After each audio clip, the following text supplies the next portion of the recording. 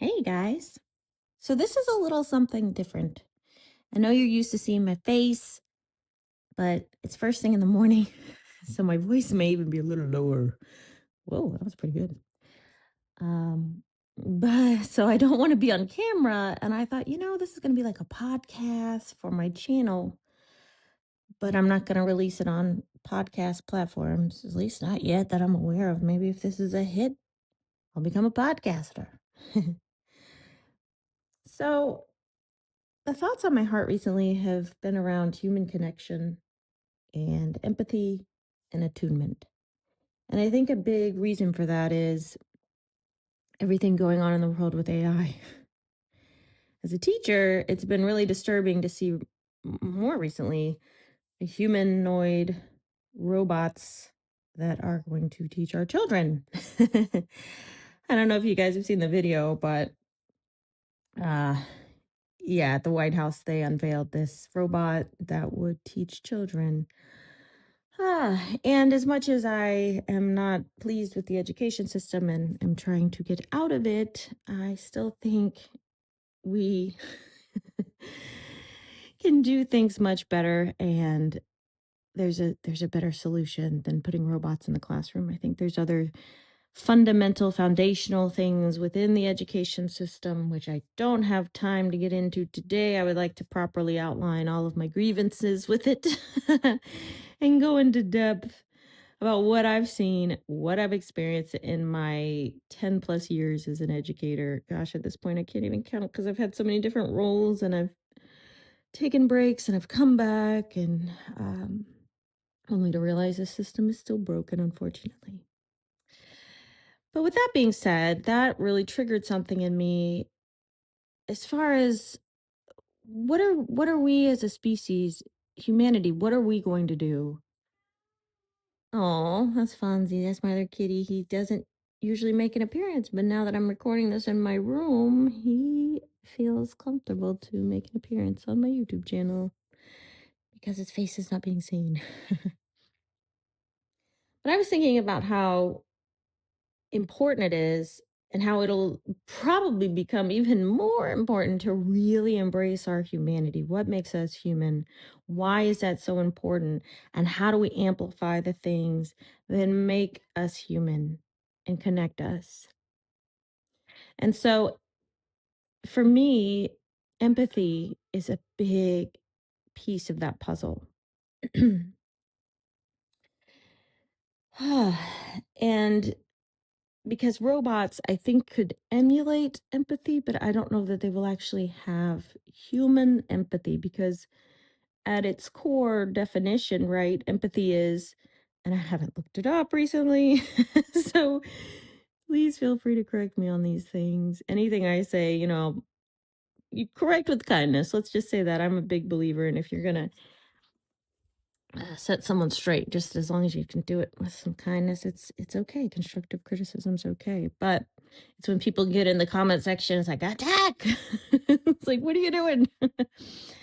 um, but empathy at its core is feeling what someone else is feeling. So you put yourself in their place, in their shoes, so to speak. And you have to be a human, right, to be able to understand what it would feel like for another human to go through a specific experience.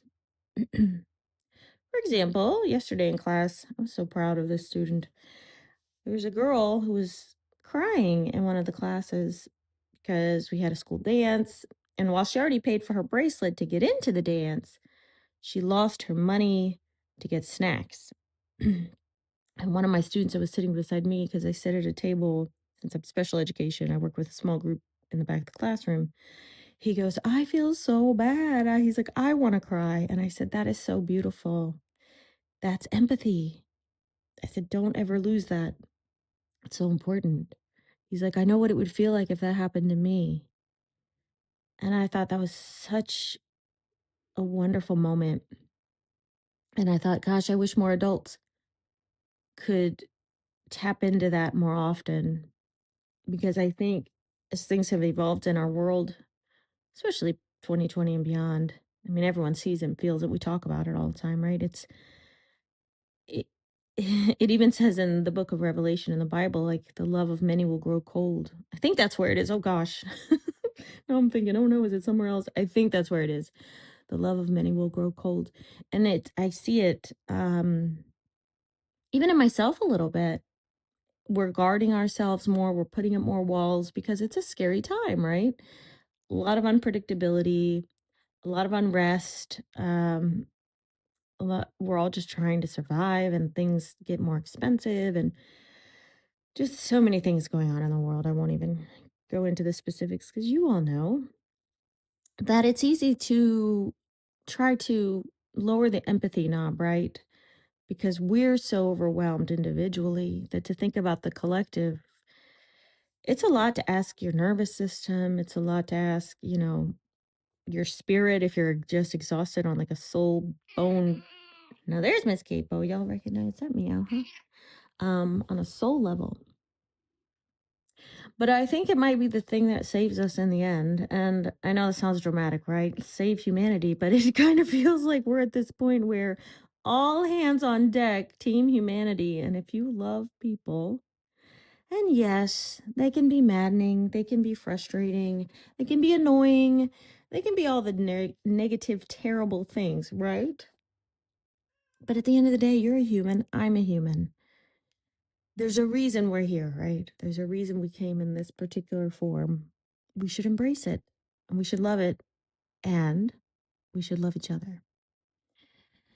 Because there's a lot of good too. Humans have done so many amazing things. If you look around, some of your favorite things that you enjoy, I don't know what you're into. If you're like me, let's say you love music, for example.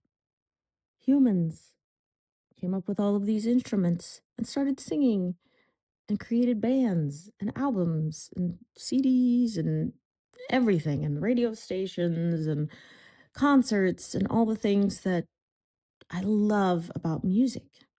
Human based, right? That now I know, of course, AI is doing. But that's not my point there. Don't get me started on that.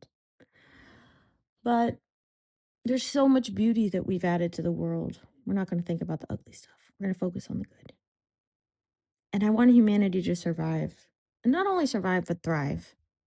And I think a big part of that is connecting with each other, remembering that, but for the grace of God go I. If you see someone in a dire situation, you don't know how far you are away from that a similar situation. It just takes one life event, one choice, one thing.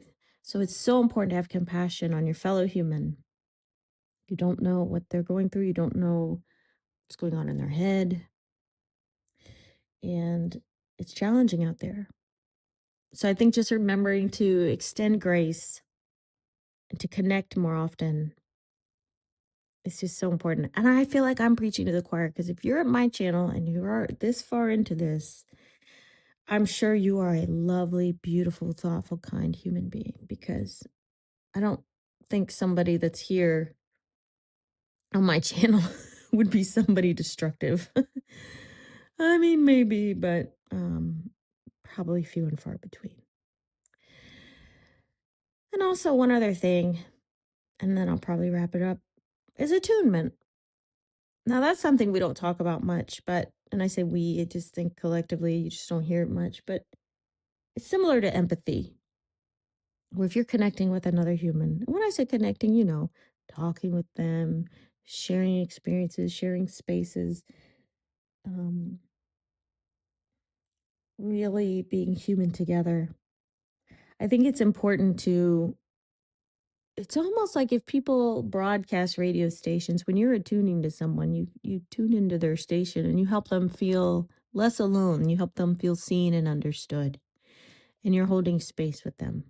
Now, if any of this is abstract and you need me to go more into detail or send you to a video that explains it better, let me know and I can do that because there are videos on this kind of stuff. But I'm just kind of saying, I'm highlighting it. Other people have researched it and gone into depth. I'm the highlighter that's bringing it out and going, okay, ladies and gentlemen, now that we know these things as a species, I think we need to focus on empathy. I think we need to focus on connection. And I think we need to focus on attunement, making sure people know that we see them and we're present with them.